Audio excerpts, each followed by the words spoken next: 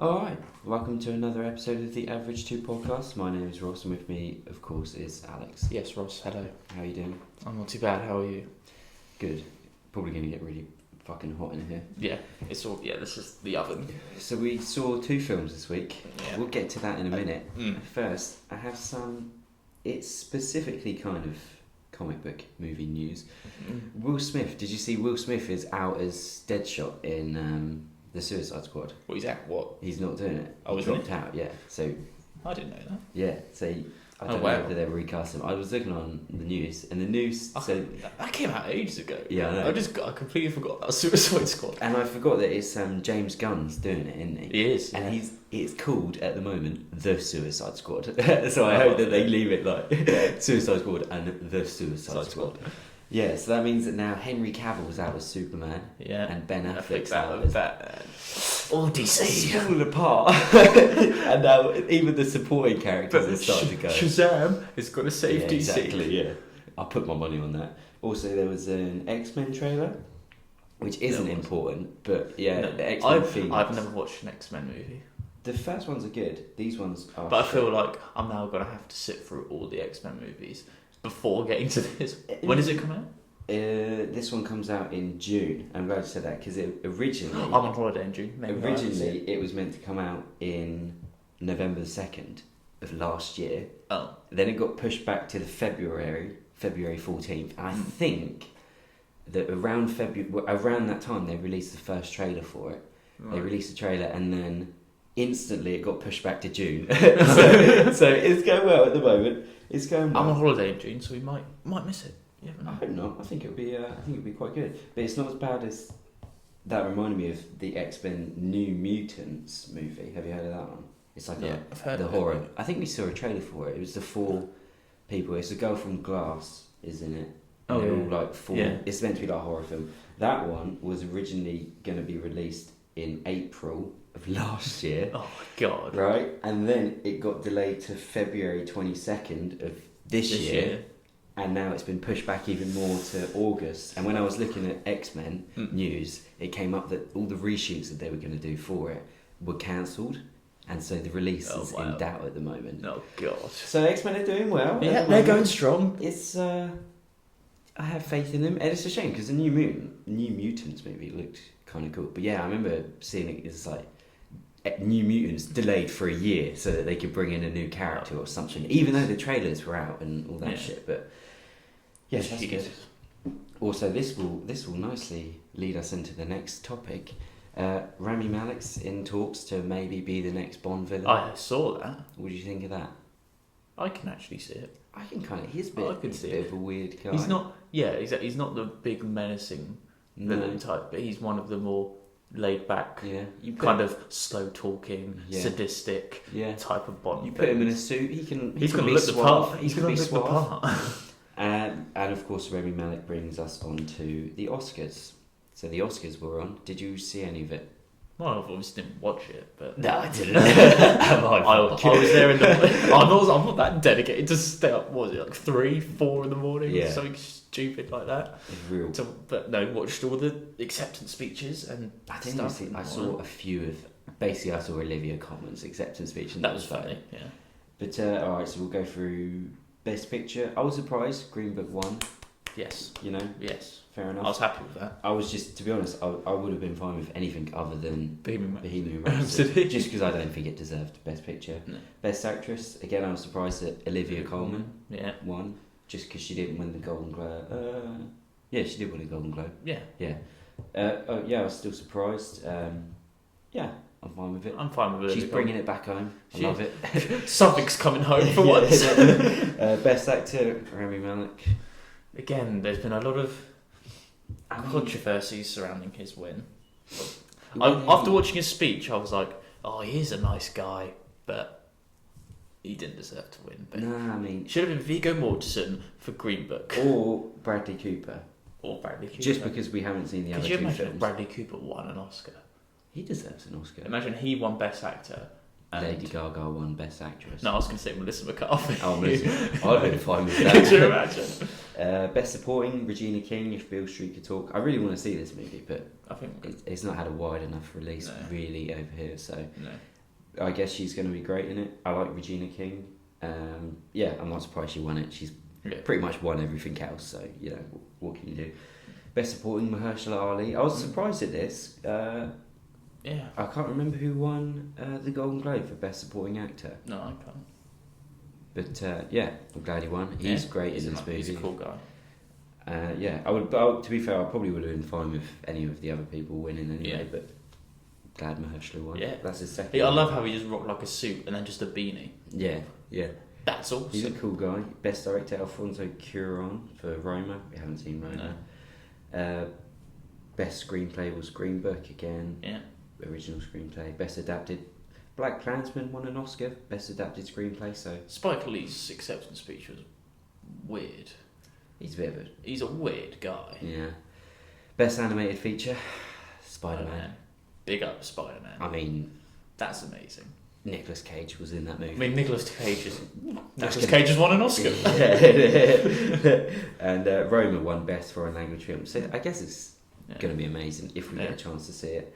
Yeah. And of course, most importantly, Shallow won Best Original Song. Yeah. What a song. It's a good song. I would have liked All the Stars, you know, the Scissor and Kendrick Lamar, because that's a great song. But I am glad though that Black Panther won Best Original Score. I'm happy with that. Yeah. So, you know, some of the awards, obviously every year there's wrong awards given out. Wrong. This is all wrong. But that's fine. But have you seen that the viewership for the Oscars was at like an all-time low? Was it again this year? It was 2-point-something million people. Fuck.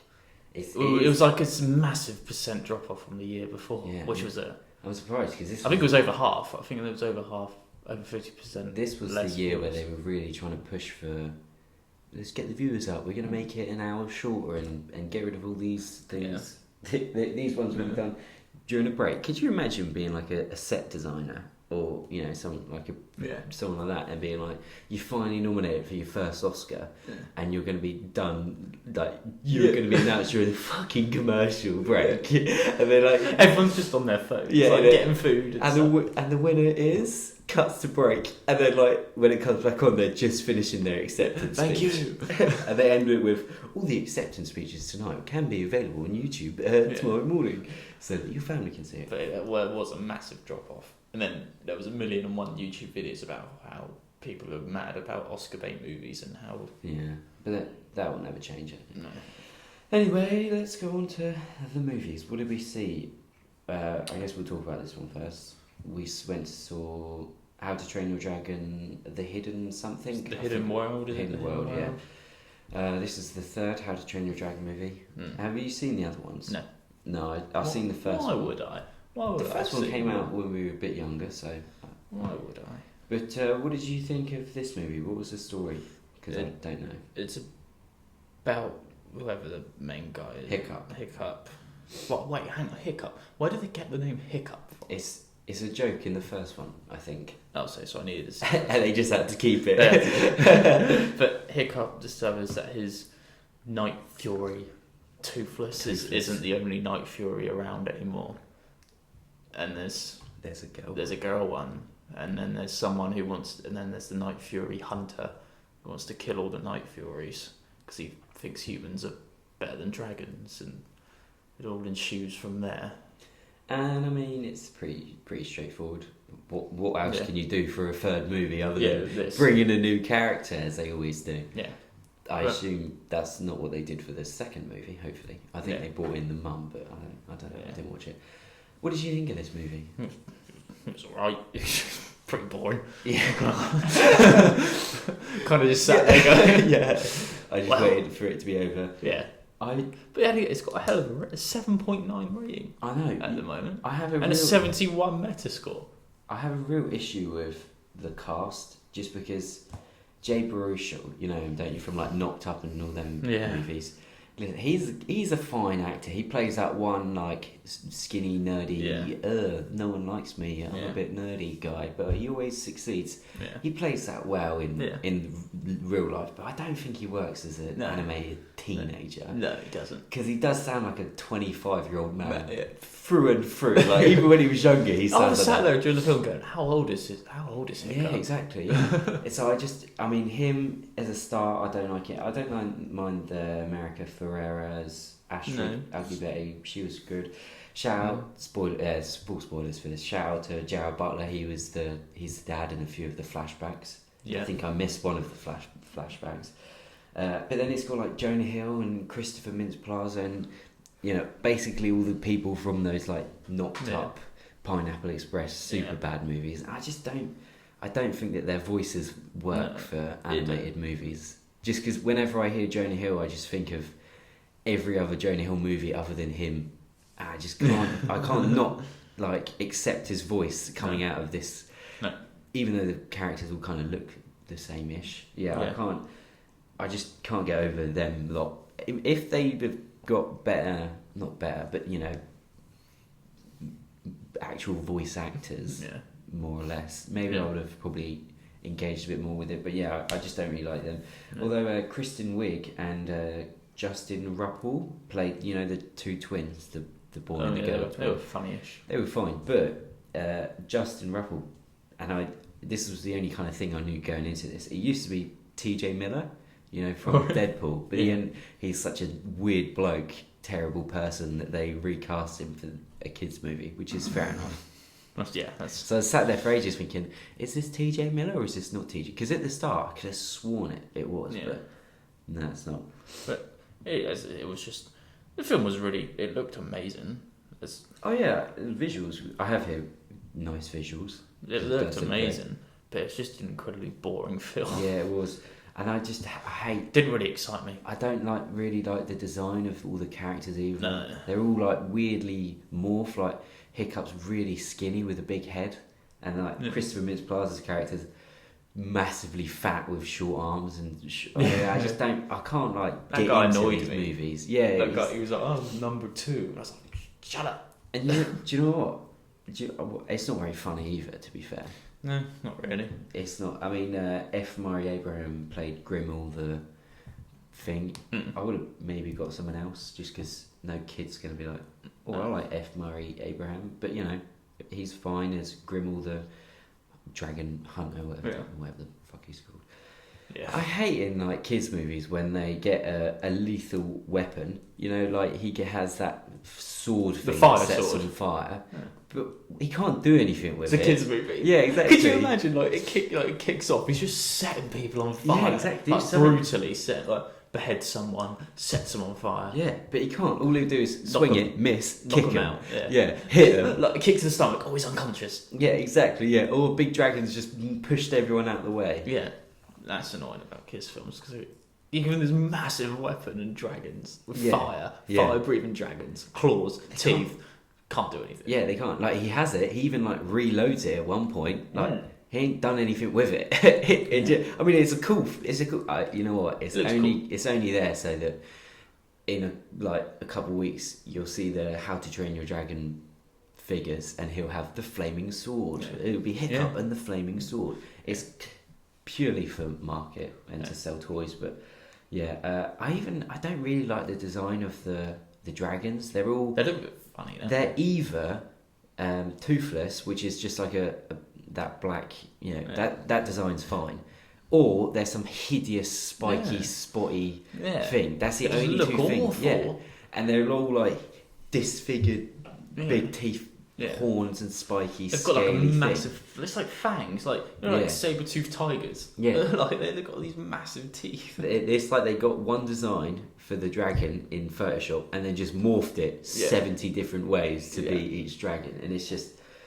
Yeah, I mean it's done all right. It's had a budget of 129 million. It's currently on 287, so I think it topped the box office. So if it's probably a perfectly fine trilogy. For kids, I think this is going to be more for the kids. Oh yeah, obviously, but there's nothing really in this for adults. No. Usually, when you see like a kids film, there's usually a couple jokes, couple jokes for the adults, But this was bland, boring. I will say that when the trailer was first released, the beard spoiled this movie, because I knew that he gets a beard in this movie at some point. I thought he was either going to be right at the start, he's searching for something. I thought this would be really cool. He's searching for something. He turns around, takes his cloak off. He's got a big beard. And you're like, yes. But that doesn't happen, and I only really remembered halfway through this movie, and that's when I said to you, this movie's about to get better, right at the end, when he has a beard. And he looks a bit better with the beard. He does look cool with a beard when he's an adult. Make this movie about that. Make this movie about him having a beard. Hiccup's beard. How to Train Your Dragon. Yeah. Hiccup's beard. We'll have 2 movies of him as a teenager doing some weird shit with a dragon. Now give us a 3rd movie where he's an adult, actually killing people with a flaming sword. Make it a 12. With a beard. Yeah. Give us a 12A How to Train Your Dragon movie. Then I'll appreciate it a bit more. I will say it was directed by Dean DeBlois,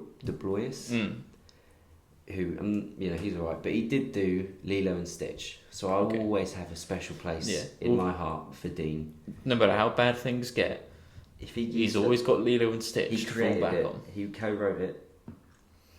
He directed it. I'll have a special place for Dean. So shout out to Dean. Shout out to Dean DeBlois. And I think he did the other 2. So I guess Dean's done an absolutely outstanding classic Disney movie, Lilo and Stitch. Yeah. And he's made a perfect trilogy. So I wouldn't say a perfect trilogy to children, and for critics, it's a perfect trilogy. So.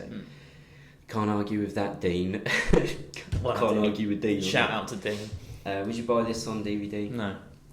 Annoyingly, right, I actually have the other 2 How to Train Your Dragons movies in my iTunes. That means you're going to have to get the 3rd one. I will. I think I bought. You can't leave a trilogy unfinished. I bought like a Disney bundle one day just because I like some of the movies in it, and it came with that. So yeah, I have it twice actually. I have the second one twice in my library. No, I don't want to think about this or see this movie again. No, it was just so bland, boring. Yeah. But hey ho, nice visuals. Yeah. Then we saw Fighting with My Family. Yes. What's this one about? It's basically details. It's about some wrestling story, isn't it? About Paige from WWE. Yeah. How she started fighting with her family in the small Norwich and then she eventually goes to WWE and then Fighting with My Family. Yeah, she does play a bigger part than I thought it would. Yeah. And it's about her in the training camp more than leading up to else. Kind of her debut. Yeah. So we'll just say I was excited for this film. Full spoilers for this. Yeah, there's not really much you can spoil if you know the story already. Which I didn't, but I could assume. I kind of did. I kind of knew where it was going to end up. But I kind of stopped watching wrestling for completely when she was in it. I knew about her, but I didn't know anything about. Because we used to be massive wrestling. Yeah, exactly. Obviously, as most kids are. Yeah, so we were excited for this. But around this time, I think we were end of school, so obviously we were not watching wrestling at this point. So I thought this movie was going to be shit. I was actually excited for this film. I was kind of excited just because... Stephen Merchant? Yeah. Exactly. The Rock? In it. Yeah. Vince Vaughn? What a weird combination, though, to have Dwayne Johnson produce a Steve Merchant movie. Yeah. How did that even happen? I know, exactly. So, what did you think of it? I thought this film was good. Very. I thought it was quite good. It was funny. Massive surprise. It was funny. A lot of the people in the cinema enjoyed it. There was a lot of laughs. Very busy as well. It Very was busy screening. It was packed out. It was a big, well, not a massive screening, but big. Yeah, and it was packed. Yeah. When we're not at the back row and we have to be pushed down towards the front, you know it's going to be a problem. Yeah, a good movie. It's going to be a good movie. But no, it was funny. There were some emotional scenes. Very surprised. I was shocked at some of the emotional scenes of this. So I got a bit. I was like, "Oh, this is caught me by surprise." This has caught me by. I'm gonna have to get the tissues out. Yeah, got to do a big sniff. Yeah. Oh, I'm good. But no, it was actually a really good watch. I know. I was. It was an hour 45. Yeah. It was entertaining. There was some throughout. Yeah, entertaining throughout. If there's not something kind of light-hearted and funny happening, there's going to be something more kind of dramatic and more emotional happening. You know, it swaps between the two quite well. I really liked how it started and they were training. I loved Nick Frost in this film. He was the best part in this. Yeah, he was brilliant. He was so funny. He probably is one of the better things in this movie, or the best thing in this movie. I think he's the best thing in this film. In the trailer, you kind of think, is he going to kind of overdo it? Is he going to get to, like, everyone's a bit normal, but he's really kind of over the top? He isn't. He's so good in this movie. Especially him and Lena Headey, the wife. That's absolutely not how you say her name, probably. No. But them two together were so funny. And when you see at the end, they show... like Paige and her family, so you see like they show home footage. Patrick and Julia, the real life ones. You kind of think, oh yeah, he's dead on. Even like the stupid mohawk. Yeah, the mohawk is dead on, and a lot of this movie is kind of like them at the airport when she's crying. And... yeah, it was spot on. Like the home footage at the end, you have Paige's dad saying about I was in prison for mainly violence. Yeah. It's spot on. Yeah. Like Nick Frost got it. When I did see the trailer, I thought, oh, Nick Frost, this is why I do this to yourself, man. Yeah. But, I was thinking, if this film came out a bit later, this would be at the BAFTAs. Like, if this came out around the Oscar bait movies, Nick Frost, best supporting actor, you fucking heard it here first. I'm telling you, good. Put a bet on. I'm going on Sky Bet later to put a bet on Nick Frost being nominated for Best Supporting Actor to win it. I even thought that Florence Pugh plays Paige. I thought she was really good. I've not seen her in anything. I don't think. Well, I wouldn't recognise her from anything. Apparently, she was in The Commuter. Oh. I don't remember her in The Commuter. Exactly, but she does really well to kind of hold the film up together because obviously the main focus is on her. She looks like spot on Paige, which is scary. But then you think it is just someone that's got black hair, and a bit pale.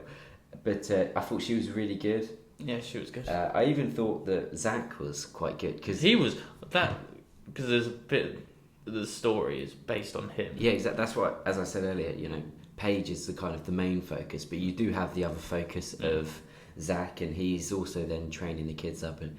He goes through a rough time when he doesn't get picked. Yeah, he doesn't get picked to go to tryouts at WWE. And he goes through a bit of a rough stage. And some of the scenes of him where he was like crying, and I was like, "This guy's good." Yeah. And I was actually thinking, you feel his pain. You know what he's kind of going through because what kid wouldn't want to be a wrestler, and then they kind of have it taken away from him. So no, I really thought that this movie was a lot funnier than I thought it was going to be, and then a lot more emotional than I could ever have thought. I didn't think I'd be in this movie thinking, "Fucking hell, that's actually a bit like that's a bit tough, touching." Okay, and then you obviously get the good cameos, Sheamus and Big Show in it. Oh, brilliant. Not enough of that. I did like all the archive clips of like the wrestlers like Stone Cold, and The Rock. That's cool to watch that. Eyes. That was a good for us. That's why I was buzzing for this film because I was like, "Oh, this is gonna be so good to watch." Yeah. This is gonna be so good to watch. The feels. And I did like at the end. Obviously, spoilers. She goes out and she wins the title, and I thought that was kind of well done as well. Yeah. I'm not sure. I guess that's probably close enough to how the match was. I think so. Yeah, I haven't seen the match. No. But if you get a chance to see this movie, you should definitely go and see this movie. I think this was at Sundance Film Festival. I think that's where it got picked up. But I think so. That's pretty mad.